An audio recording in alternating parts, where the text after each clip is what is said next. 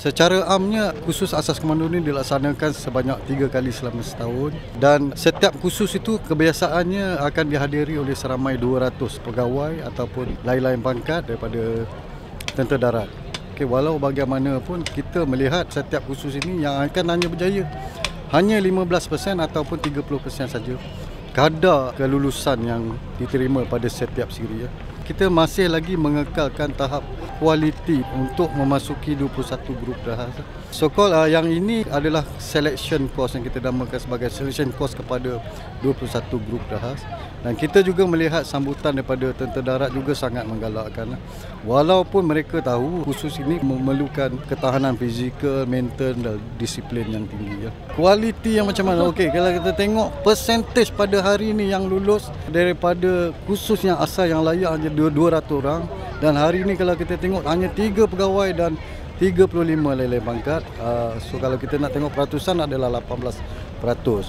Jadinya memang kualiti yang kita perlu sangat-sangat memerlukan adalah dari segi ketahanan mental, fizikal dan juga disiplin yang sangat tinggi, dan hanya benar-benar yang layak saja kami akan anugerahkan beri komando.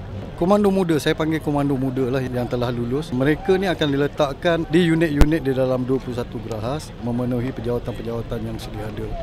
Walau bagaimanapun, kursus ini tidak habis begitu saja. So selepas ini diorang akan mengikuti kursus asas kepakaran yang wajib di dalam gerahas, dan selepas itu juga mereka akan dibekalkan dengan kursus-kursus yang lain bagi penugasan-penugasan 21 grup gerahas sebelum mereka menjalankan operasi sebenar.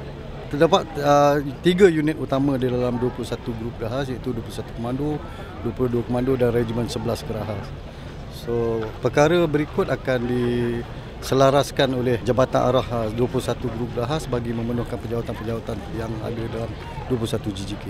Baik, kata-kata ni kalau kita tengok, dia adalah kata-kata azimat yang mana sejak penubuhan gerahas saja lagi sudah kata-kata ini telah pun terpampang di bala-bala pengawal ataupun di pintu-pintu masuk kem komando ataupun 21 GGK. Okey, kata-kata azimat ini bermaksud kami tidak memaksa mana-mana pegawai ataupun anggota untuk menyertai 21 GGK, walau bagaimanapun hanya yang betul-betul tabah ataupun cekal yang layak untuk menyertai 21 GGK.